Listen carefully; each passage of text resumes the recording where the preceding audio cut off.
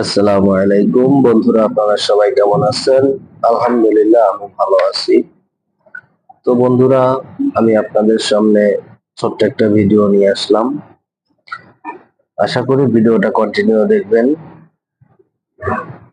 কারণ এখানে শিক্ষণীয় কিছু কথা আমি বলবো আপনাদের মাঝে।